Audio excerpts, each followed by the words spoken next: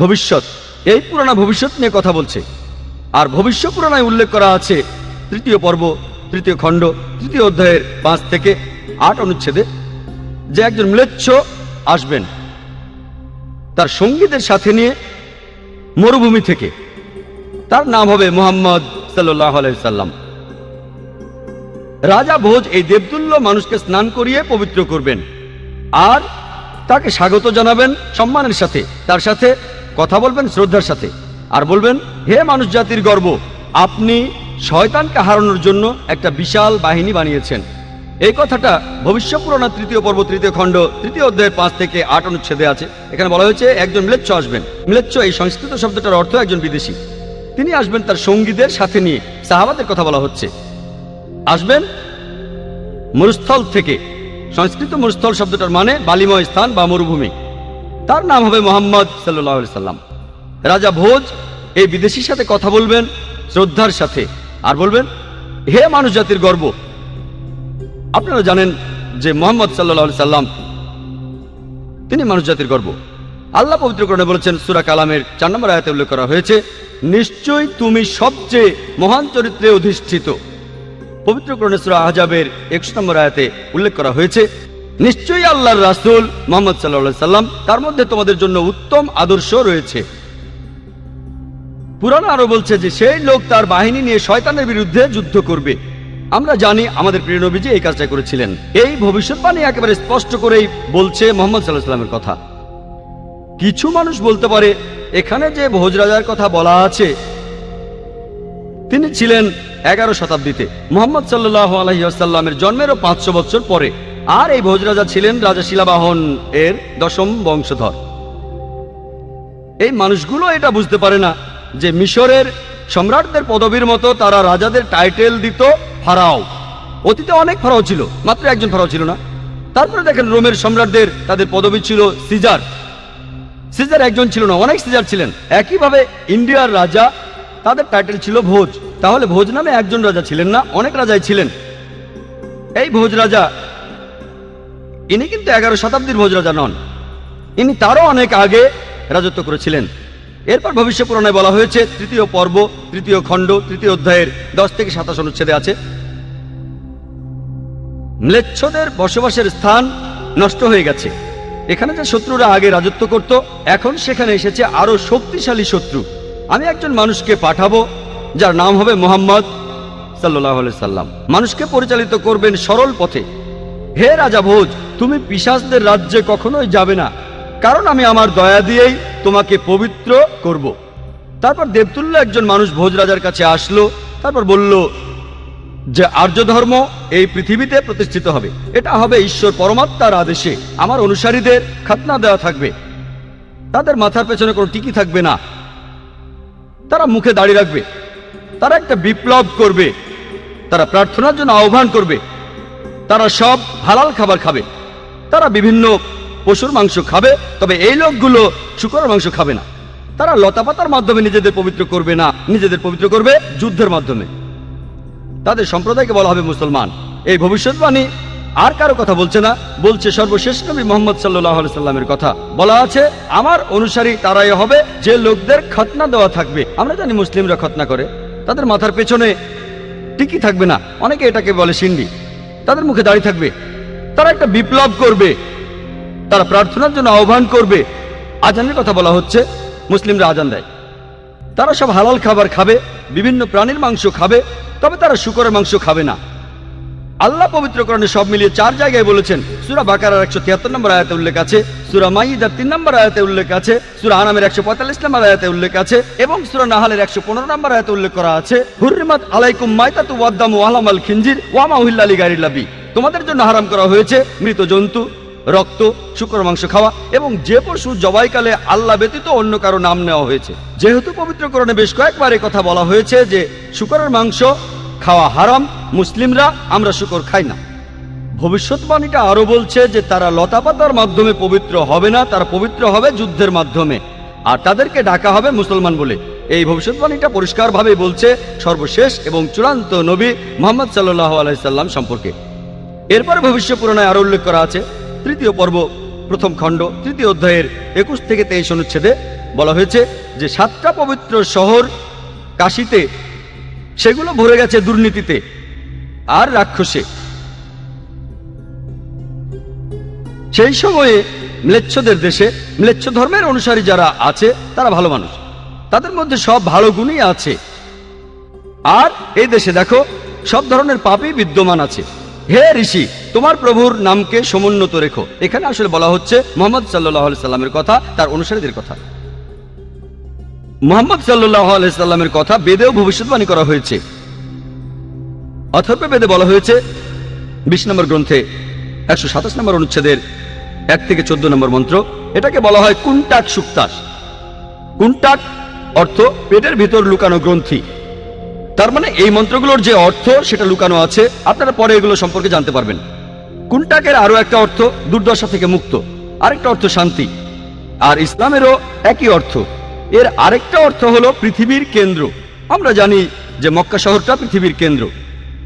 আল্লাহ পবিত্র কোরআনে বলেছেন, সূরা ইমরানের 96 নম্বর আয়াতে উল্লেখ করা হয়েছে, মানুষ জাতির জন্য প্রথম ঘর বানানো হয়েছিল বাক্কায়। এটা মক্কার আরেকটা নাম। আমি এখানে 14টা মন্ত্রের সবগুলো বলার সময় পাবো না। এখন আপনাদের সামনে সংক্ষেপে 4টা মন্ত্র বলবো। অথর্ববেদ 20 নম্বর গ্রন্থে 127 নম্বর অনুচ্ছেদের 1 নম্বর মন্ত্র বলছে, তিনি হলেন নরসাংসা, তিনি হলেন কাওরামা, যাকে রক্ষা করা হয়েছে 60,090 জন শত্রুর কবল থেকে। 2 নম্বর মন্ত্র বলছে, তিনি একজন উটে চড়া ঋষি।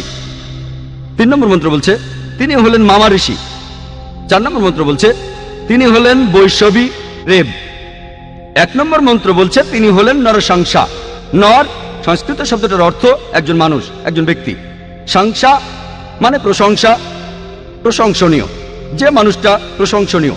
আর আরবি শব্দ মোহাম্মদের অর্থ ঠিক সেটাই, প্রশংসনীয়। এটাই ছিল সর্বশেষ ও চূড়ান্ত নবী রাসূলুল্লাহ সাল্লাল্লাহু আলাইহি ওয়াসাল্লামের নাম। এরপরে বলা হয়েছে তিনি হলেন কাওরামা। কাওরামা শব্দটার আরেকটা অর্থ হলো শান্তির রাজপুত্র। আর আমাদের নবীজি সাল্লাল্লাহু আলাইহি সাল্লাম শান্তির রাজপুত্র ছিলেন। এর আরেকটা অর্থ হলো অভিবাসী। আমরা জানি নবীজি সাল্লাল্লাহু আলাইহি সাল্লাম মক্কা থেকে মদিনায় হিজরত করেছিলেন, তিনি অভিবাসী ছিলেন। এরপরে বলা হয়েছে তাকে রক্ষা করা হয়েছে 60,090 জন শত্রুর কবল থেকে। আমরা জানি সে সময় মক্কায় যেসব লোক নবীজি সাল্লাল্লাহু আলাইহি সাল্লামের বিরুদ্ধে ছিলেন তাদের সংখ্যা ছিল প্রায় 60,000। 2 নম্বর মন্ত্র বলছে, তিনি হবেন একজন উটে চড়া ঋষি। কোন ইন্ডিয়ান ঋষি অথবা ব্রাহ্মণ কখনোই উটের পিঠে চড়বেন না, কারণ উটে চড়া ব্রাহ্মণদের জন্য নিষিদ্ধ।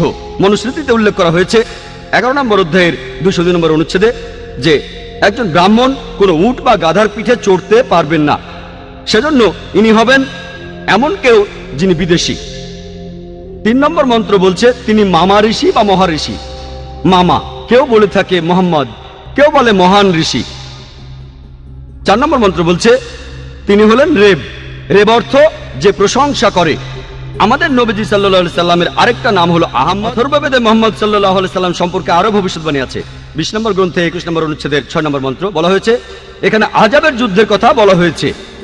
আহজাবের যুদ্ধ এখানে বলা হয়েছে যে এই ঋষিকে রক্ষা করা হবে 10,000 শত্রুর কবল থেকে, আর তিনি এই যুদ্ধে বিজয়ী হবেন লড়াই না করেই। তিনি একজন কারু। এখন সংস্কৃত শব্দ কারু অর্থাৎ যে ব্যক্তি প্রশংসা করে, আরবি করলে যেটা হবে আহমদ, যেটা আমাদের নবীজির আরেকটা নাম। বলা হয়েছে তিনি লড়াই না করেই এই যুদ্ধে জিতবেন, অর্থাৎ আহজাবের যুদ্ধের কথা, যেখানে লড়াই না করেই মুসলিমরা জিতেছিল। আমরা জানি যে সেই যুদ্ধে শত্রুপক্ষের লোকজন ছিল প্রায় 10,000। এরপর আরো আছে অথর্ববেদে 20 নম্বর গ্রন্থ 21 নম্বর অনুচ্ছেদের 7 নম্বর মন্ত্র যে মহান ঈশ্বর ক্ষমতাচ্যুত করবেন 20 জন রাজাকে, আর তিনি রক্ষা করবেন আবান্দুকে 60,090 জন শত্রুর কবল থেকে। সংস্কৃত শব্দ আবান্দু অর্থ হলো এতিম। এই আবান্দু শব্দটার আরেকটা অর্থ হচ্ছে প্রশংসনীয়। আমাদের নবীজি সাল্লাল্লাহু আলাইহি সাল্লামের নাম মুহাম্মদ, এটার অর্থ হচ্ছে প্রশংসনীয়। তাহলে আবান্দু শব্দটার আরবি করলে হবে মুহাম্মদ সাল্লাল্লাহু আলাইহি সাল্লাম। বলা হয়েছে ঈশ্বর ক্ষমতাচ্যুত করবেন 20 জন রাজাকে। আর আমরা জানি যে তখনকার দিনে আনুমানিকভাবে মক্কাতে 20টা আলাদা গোত্র ছিল। মুহাম্মদ সাল্লাল্লাহু আলাইহি সাল্লাম সবাইকে জিতে নিয়েছিলেন। আর সে সময় যারা নবীজি সাল্লাল্লাহু আলাইহি সাল্লামের সাথে বিরোধিতা করেছিল তাদের সংখ্যা ছিল প্রায় 60,000। এই একই ভবিষ্যৎবাণীটা ঋগ্বেদেও করা হয়েছে। 1 নম্বর গ্রন্থ 53 নম্বর অনুচ্ছেদের 9 নম্বর মন্ত্রে। তবে এখানে তাকে বলা হয়েছে যে সুশ্রামা। সুশ্রামা শব্দটার অর্থ যে ব্যক্তি প্রশংসনীয়, যেটা আমাদের নবীজির নামের অর্থ। নবীজির কথা ভবিষ্যৎবাণী করছে অগ্নি, 64 নম্বর মন্ত্র। এখানে বলা হয়েছে যে এই ঋষি, তিনি তার মায়ের দুধ পান করবেন না, তিনি মায়ের বুকের দুধ পান করবেন না। আমরা জানি যে নবীজি সাল্লাল্লাহু আলাইহি সাল্লাম তিনি মায়ের দুধ পান করেননি। আর বিবি হালিমা রাদিয়াল্লাহু আনহা, তিনি ছিলেন নবীজি সাল্লাল্লাহু আলাইহি সাল্লামের দাইমা। এছাড়াও নবীজি সাল্লাল্লাহু আলাইহি সাল্লামকে বলা হয়েছে আহমদ, যিনি প্রশংসা করেন। অনেক জায়গায় আছে, উত্তর চিকে আছে মন্ত্র নম্বর 1500। এরপর ইন্দ্র 2 নম্বর অধ্যায়ের 152 নম্বর মন্ত্রে, যজুর্বেদের 31 নম্বর অধ্যায়ের 18 নম্বর অনুচ্ছেদে, ঋগ্বেদে 8 নম্বর গ্রন্থ 6 নম্বর অনুচ্ছেদের 10 নম্বর মন্ত্রে, অথর্ববেদে 8 নম্বর গ্রন্থ 5 নম্বর অনুচ্ছেদের 16 নম্বর মন্ত্রে, অথর্ববেদে 20 নম্বর গ্রন্থ 126 নম্বর অনুচ্ছেদের 14 নম্বর মন্ত্রে আছে। নবীজি মুহাম্মদ সাল্লাল্লাহু আলাইহি সাল্লামকে আহমেদ বলে ডাকার পাশাপাশি অনেক জায়গায় তাকে আরেকটা নামে ডাকা হয়েছে, সেটা নরশংসা। আমি কথা আগেও বলেছি, নরশংসা শব্দটার প্রথম অংশ নর, যার অর্থ একজন মানুষ বা ব্যক্তি, আর সংসা এটার মূল শব্দ হলো প্রশংসা, যার অর্থ হচ্ছে যে মানুষটা প্রশংসনীয়। তাহলে নবীজি মুহাম্মদ সাল্লাল্লাহু আলাইহি সাল্লামকে নরশংসা অর্থাৎ মোহাম্মদ বলে হিন্দু বিভিন্ন ধর্মগ্রন্থের অনেক জায়গায় উল্লেখ করা হয়েছে। ঋগ্বেদে 1 নম্বর গ্রন্থ 13 নম্বর অনুচ্ছেদের 3 নম্বর মন্ত্রে, ঋগ্বেদের 1 নম্বর গ্রন্থ 18 নম্বর অনুচ্ছেদের 9 নম্বর মন্ত্রে, ঋগ্বেদের 1 নম্বর গ্রন্থ 106 নম্বর অনুচ্ছেদের 4 নম্বর মন্ত্রে, ঋগ্বেদে 1 নম্বর গ্রন্থ 142 নম্বর অনুচ্ছেদের 3 নম্বর মন্ত্রে, ঋগ্বেদে 2 নম্বর গ্রন্থ 3 নম্বর অনুচ্ছেদের 2 নম্বর মন্ত্রে, ঋগ্বেদে 5 নম্বর গ্রন্থ 5 নম্বর অনুচ্ছেদের 2 নম্বর মন্ত্রে, ঋগ্বেদে 7 নম্বর গ্রন্থ 2য় অনুচ্ছেদের 2য় মন্ত্রে, ঋগ্বেদে 10 নম্বর গ্রন্থ 64 নম্বর অনুচ্ছেদের 3 নম্বর মন্ত্রে, ঋগ্বেদে 10 নম্বর গ্রন্থ 182 নম্বর অনুচ্ছেদের 2 নম্বর মন্ত্রে, যজুর্বেদে 20 নম্বর অধ্যায়ের 37 অনুচ্ছেদে, যজুর্বেদে 20 নম্বর অধ্যায়ের 57 অনুচ্ছেদে, যজুর্বেদের 21 অধ্যায়ের 31 অনুচ্ছেদে, যজুর্বেদের 21 অধ্যায়ের 55 অনুচ্ছেদে, যজুর্বেদের 28 অধ্যায়ের 2 অনুচ্ছেদে, যজুর্বেদের 28 অধ্যায়ের 19 অনুচ্ছেদে, যজুর্বেদে 28 অধ্যায়ের 42 নম্বর অনুচ্ছেদে। এভাবে সারাদিন শুধু রেফারেন্সই দিয়ে যেতে পারেন যে হিন্দু ধর্মগ্রন্থে এই সব জায়গায় আমাদের নবীজির নাম উল্লেখ করা হয়েছে। হাতে সময় কম না হলে শুধু হিন্দু ধর্মগ্রন্থে মুহাম্মদ সাল্লাল্লাহু আলাইহি সাল্লামের বর্ণনা নিয়ে একটা লেকচার দেওয়া যেত। যেহেতু হাতে সময় কম, তাই আর একটা ভবিষ্যৎবাণীর কথা বলবো হিন্দু ধর্মগ্রন্থে মুহাম্মদ সাল্লাল্লাহু আলাইহি সাল্লামের বর্ণনা নিয়ে, যেটা হলো কল্কি অবতার। এটার উল্লেখ আছে ভগবত পুরাণায় 12 নম্বর খণ্ড 2য় অধ্যায়ের 18 থেকে 20 নম্বর অনুচ্ছেদে বলা হয়েছে যে বিষ্ণু ইয়াস নামে একজনের ঘরে, যে মহৎ হৃদয়ের ব্রাহ্মণ, যে শাম্বালা নামের একটা গ্রামের প্রধান, তার ঘরে জন্মাবে কল্কি।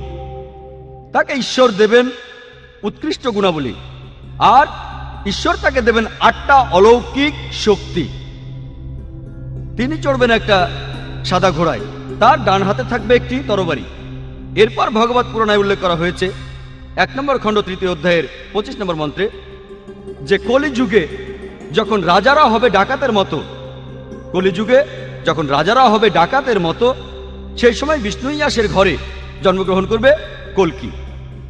এছাড়াও কল্কি পুরাণায় উল্লেখ করা হয়েছে 2য় অধ্যায়ের 4 নম্বর মন্ত্রে বলা হয়েছে যে বিষ্ণু ইয়াস নামে এক ব্যক্তির ঘরে, যিনি মহৎ হৃদয় ব্রাহ্মণ, যিনি শাম্বালা গ্রামের প্রধান, তার ঘরে জন্মাবে কল্কি।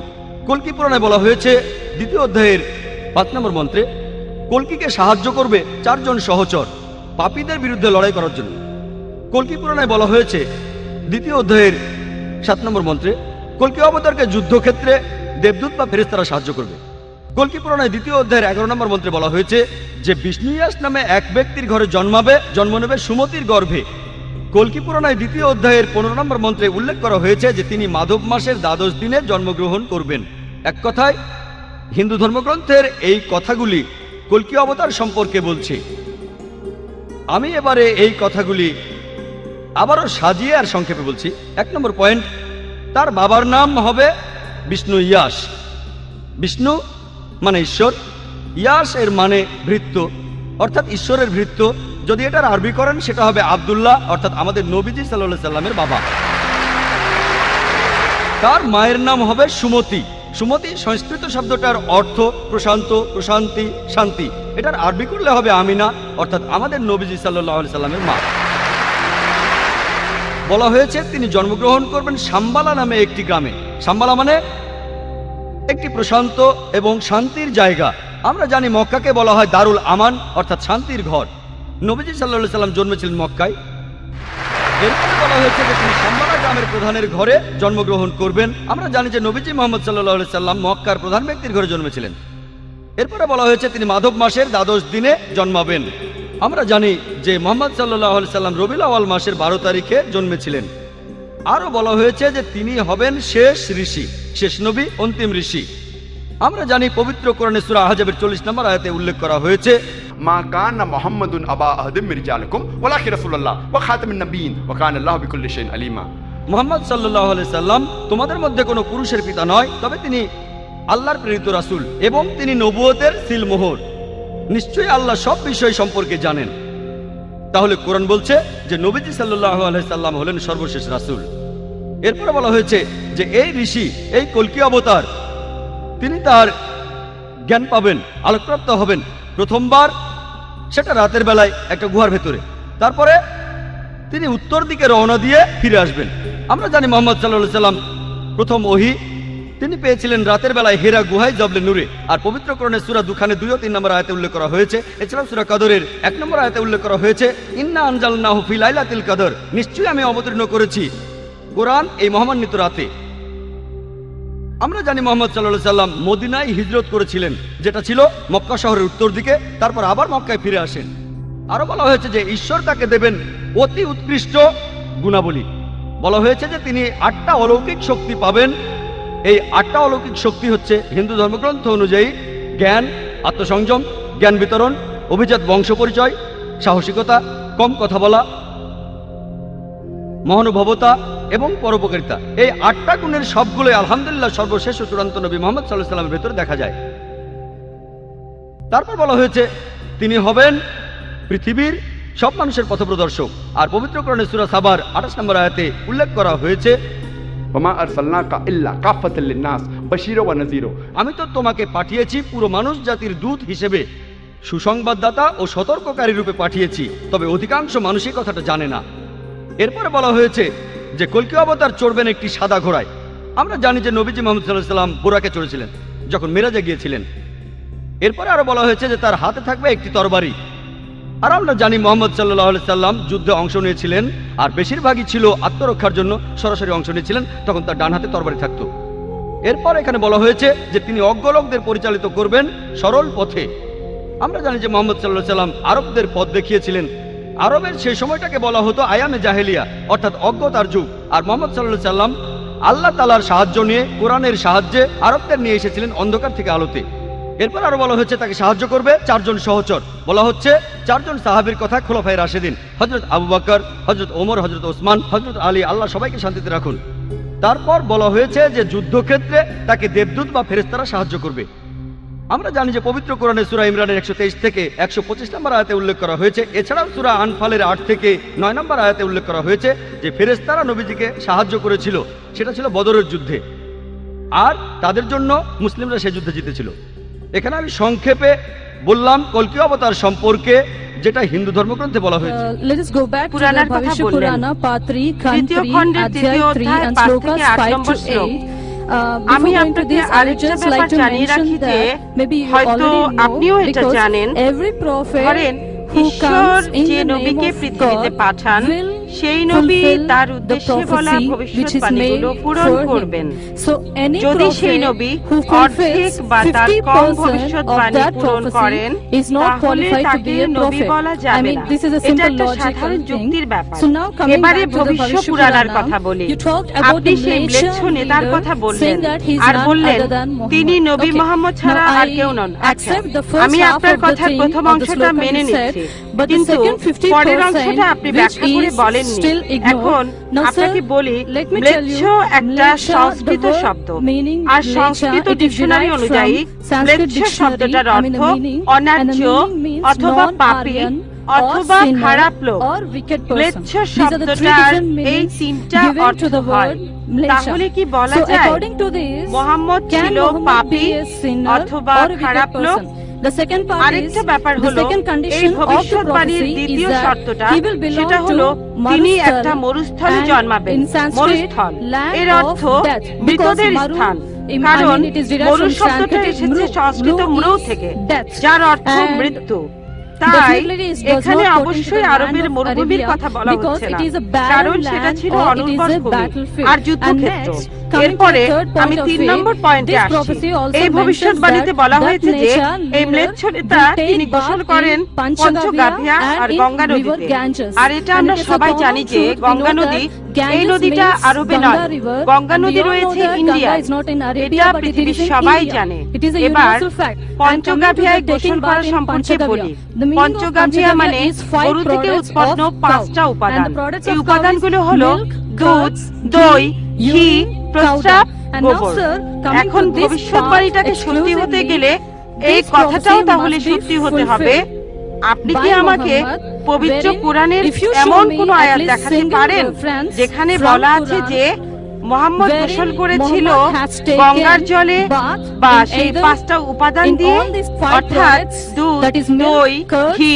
ghee, প্রস্রাব urine আর and গোবর। cow dung, তাহলে I'm going to আজকে accept ইসলাম গ্রহণ Islam করব। today. Thank Thank you you, sir. sir. বোন, আপনি Sister ঠিক has বলেছেন rightly said যে that ভবিষ্যৎবাণীর if the কথা prophet বলা will হচ্ছে begin, যদি if তার more than অর্ধেকের বেশি 50% পূরণ not না হয় fulfilled, তাহলে then the ভবিষ্যৎবাণী prophecy ভুল। is wrong. আমি I agree একমত with you, বোন, sister. আপনার সঙ্গে I একমত। agree with you. আমি And আপনার 3টি প্রশ্নের I will উত্তর answer Dev. all your 3 queries. দেখা যাক আজকে আপনি Let's ইসলাম see গ্রহণ whether you করেন accept কিনা। Islam or not today. এটাও হতে পারে আপনি আমার সঙ্গে একমত হবেন না। আমি যা বলবো, আমি একমত। ম্লেচ্ছ এই শব্দটার 3টি অর্থ আছে। ম্লেচ্ছ এর একটা অর্থ হলো অনার্য অর্থাৎ বিদেশি, আরেকটা অর্থ হচ্ছে পাপী, আরেকটা অর্থ হলো খারাপ লোক। আর দেখবেন ইন্ডিয়ায় হিন্দুরা সাধারণত মুসলিমদের বলে থাকে ম্লেচ্ছ। তারা যখন এভাবে বলে তারা আসলে বোঝায় পাপী আর খারাপ লোক, কিন্তু এর আরেকটা অর্থ হলো বিদেশি। যখন আমি লেকচারে কোনো ধর্মগ্রন্থ থেকে উদ্ধৃতি দেই, সেখানে একটা শব্দের যদি অনেক অর্থ হয়, ব্যাপারটা এমন না ধরেন শব্দটার 4টা অর্থ আছে, তার মধ্যে 3টা অর্থ এখানে খাটে না, মাত্র একটা ঠিক হলেও অর্থ সঠিক হতে পারে। যেমন ধরেন কোরআন বলছে তোমরা শূকর খেও না।